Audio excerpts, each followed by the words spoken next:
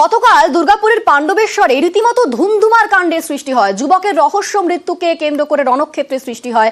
আর সেই ঘটনাতেই এবার পুলিশের উপর যে হামলা হয়েছিল সেই ঘটনাতেই ধৃত 15।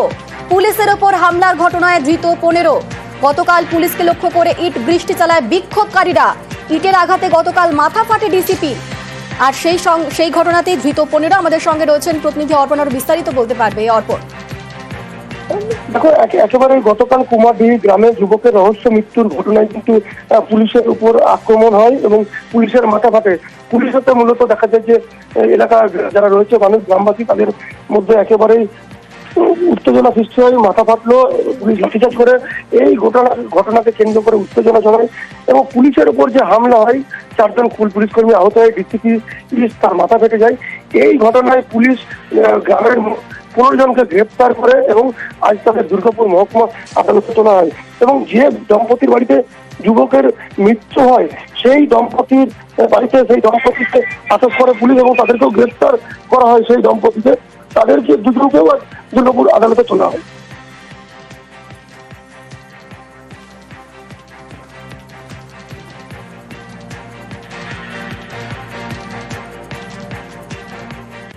সুখা জেলা পুরুলিয়া, সেই জেলাতেই মাটি থেকে উঠে আসছে জল নিজে নিজেই।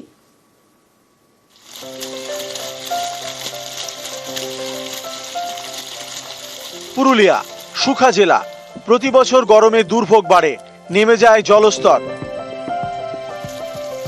সেই সুখা জেলাতেই আশ্চর্য জল ছবি, মাটির নিচ থেকে উঠে আসছে জল নিজে নিজেই।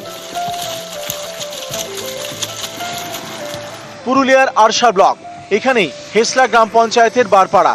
বছর 3 আগে এখানে টিউবওয়েল বসানোর কাজ শুরু হয়, কিন্তু শেষ হয়নি। শুধু পাইপটুকুই বসানো হয়। সেই পাইপ থেকে বেরোচ্ছে জল, কেউ খাচ্ছেন, কেউ চাষের কাজে লাগাচ্ছেন। এখানে জলের সমস্যা ছিল, তারপরে নলকূপটা করার পর থেকে মানে আর কি বলবো, এটাকে করতে পারলো না, তাহলে জলটা সব সময় বেরোচ্ছে। নলকূপটার সমস্যা, এখানে তো পানীয় জলের সমস্যা ছিল। সেই পানীয় জলের সমস্যার সমাধানের জন্য আমরা এখানে একটা টিউবওয়েল পঞ্চায়েত থেকে ধরা হয়েছিল। সেই টিউবওয়েলটা এক ঠিকাদারের মাধ্যমে করা হচ্ছিল। করার পরে মোটামুটি প্রায় 150 মতন ফুট করা হয়েছিল। তারপরে যে জলের যে স্রোত, সেই স্রোতটা কিন্তু আর কোনো রকমের থামাতে পারা যায় নাই। মাটির নিচ থেকে এভাবে জল উঠে আসছে কিভাবে, তাও নিজে নিজে? এতে গ্রামের বাসিন্দারা অবাক, কিন্তু বিজ্ঞান বলছে অবাক হওয়ার কিছু নেই। এটা আসলে আর্টিজিও কূপ। এটা প্রকৃতিতে খুব স্বাভাবিক ঘটনা। এটাকে আমরা আর্টিজিও কূপ বলে থাকি। অ্যাকচুয়ালি পুরুলিয়ার নিচে যদি দেখতে পান, তাহলে ভূস্তক যদি দেখা যায়, তাহলে দেখবো পুরুলিয়ার নিচে প্রচুর পাথর রয়েছে। এই পাথরের দুদিক থেকে যেখানে ঢাল নেমে আসছে, তখন সেখান থেকে যে ফোর্সটা তৈরি হয়, তার থেকে অটোমেটিক্যালি জল উপরে আসতে পারে। সেই জায়গাটা মাটিতে চাপা ছিল।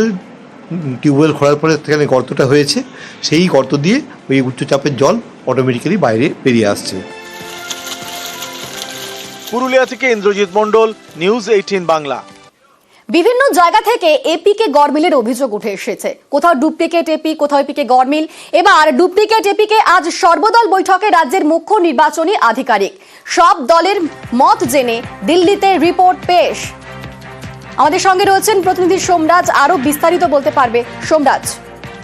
দেখো, দুপুর 3টে থেকে রাজ্যের মুখ্য নির্বাচনী আধিকারিকের দপ্তর সর্বদলীয় বৈঠকে বসতে চলেছে। মূলত ডুপ্লিকেট এপিক নম্বর এবং ভোটার তালিকা নিয়েই এই বৈঠক করা হবে। বৈঠক থেকে বিভিন্ন রাজনৈতিক দলগুলির মতামত জানার চেষ্টা হবে যে ডুপ্লিকেট এপিক নম্বর ও ভোটার কার্ড নিয়ে তাদের তরফে কি মতামত উঠে আসছে, এবং তারপরেই সেই মতামত জানার পরই জাতীয় নির্বাচন কমিশনকে রিপোর্ট দেবে রাজ্যের মুখ্য নির্বাচনী আধিকারিকের দপ্তর। তুমি জানো যে ইতিমধ্যেই হরিয়ানার সঙ্গে মিল থাকা এ রাজ্যের 600 ডুপ্লিকেট এপিক নম্বর বাদ দেওয়া হয়েছে। পাশাপাশি হরিয়ানাও কয়েক হাজার ডুপ্লিকেট এপিক নম্বর বাদ দিয়েছে। যেহেতু জাতীয় নির্বাচন কমিশনের তরফে নির্দেশিকা দেওয়া হয়েছিল যে যারা ডিস্ট্রিক্ট ইলেকটোরাল রেজিস্ট্রেশন অফিসার, তাদের হাতে সেই ক্ষমতা দেওয়া হয়েছিল ডুপ্লিকেট এপিক নম্বর নিয়ে অভিযোগ থাকলে তারা তা সংশোধন করতে পারে, এবং তারপরেই এই পদক্ষেপ নেওয়া হয়েছে রাজ্যের মুখ্য নির্বাচনী আধিকারিকের দপ্তর থেকে।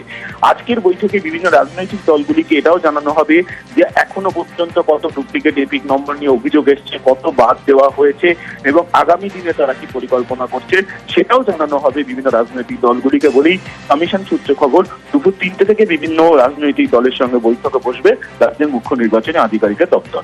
বেশ, ধন্যবাদ সোমনাথ।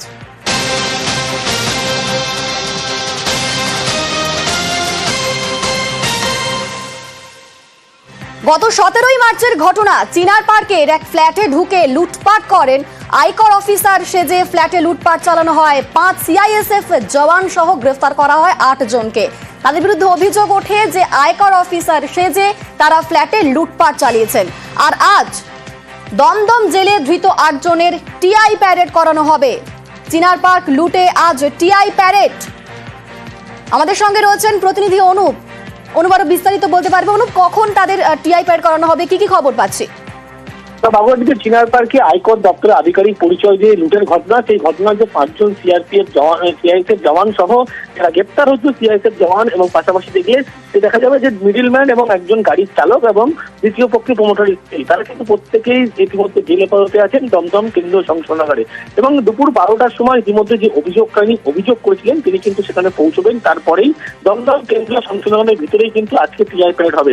একদিকে যেমন এই 5 জন সিআইএসএফ জওয়ান যারা যেমন আছেন, তার পাশাপাশি আরো যে 3 জন, সবগুলি 8 জনের কিন্তু আজকে টিআই প্যারেড করা হবে। তারপরে আগামীকাল দেখা যাবে বাগবাড়ি থানা পুলিশের পক্ষ থেকে এই 8 জনকে কিন্তু হেফাজতে চাওয়ার আবেদন জানানো হবে। তার কারণ টিআই প্যারেড হওয়ার পরে তাদের বেশ কিছু জিজ্ঞাসাবাদ প্রয়োজন, এমনটা মনে করছে। এই ঘটনা শুধুমাত্র 8 জন নয়, আরো 3 জনের নাম ইতিমধ্যে উঠে আসছে। সেই কারণেই পুলিশের পক্ষ থেকে সেই 3 জনের ইতিমধ্যে যেমন খোঁজ চালানো হচ্ছে এবং 3 জন সম্পর্কে আরো বেশ কিছু তথ্য তাদের থেকে জানতে চায়। এবং যে জিনিসগুলো লুটের ঘটনা ঘটেছে সেগুলো পুলিশের পক্ষ থেকে রিকভারি করা হবে। সেই কারণেই আজকে টিআই প্যারেড দুপুর 12টায় যখন কেন্দ্রীয় দমদম সেন্ট্রাল জেলে একেবারে টিআই প্যারেড হবে, তার পরবর্তী ক্ষেত্রে তাদেরকে কিন্তু এই আগামীকাল আদালতে পেশ করে হেফাজতে নিয়ে পুলিশের পক্ষ থেকে আবার জিজ্ঞাসাবাদ করবে বাগবাড়ি থানার পুলিশ। বেশ, ধন্যবাদ। আর এই 5 জন জওয়ান, তাদের বিরুদ্ধে বিভাগীয় তদন্তের নির্দেশ আগেই দেওয়া হয়েছে।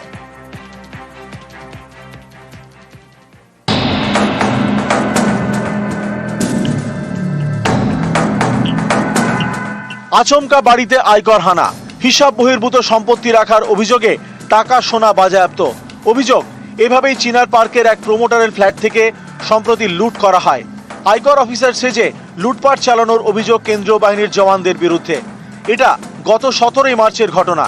এর তদন্তে নেমে 5 সিআইএসএফ জওয়ানকে বুধবার গ্রেপ্তার করে বাগুইআটি থানার পুলিশ। তাদের মধ্যে একজন মহিলা।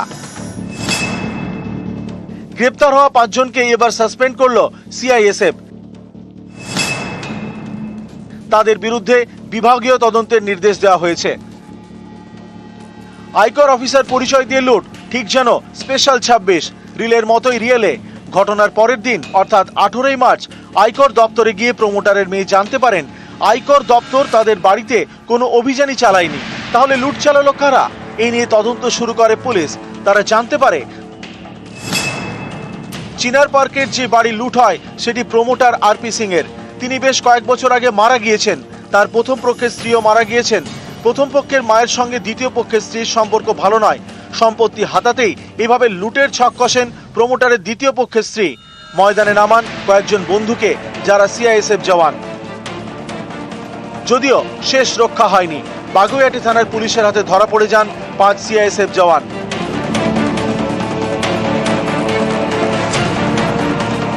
সকলকে সাসপেন্ড করে দিল সিআইএসএফ। প্রত্যেকের বিরুদ্ধে হবে বিভাগীয় তদন্ত। নিউজ 18 বাংলা। হাইকোর্টের সিআইএসএফ খোঁচা, শুভেন্দু অধিকারীর মামলার ইস্যু চিনার পার্ক। লুটের অভিযোগে ধৃত 5 সিআইএসএফ জওয়ান। বারুইপুরে শুভেন্দুর কনভয়ে হামলার মামলা। বিচারপতি তীর্থঙ্কর ঘোষের তাৎপর্যপূর্ণ মন্তব্য। গতকাল কি হয়েছে চিনার পার্কে দেখেছেন? আমাদের চোখ ও কান খোলা রাখতে হবে। মন্তব্য বিচারপতি তীর্থঙ্কর ঘোষের।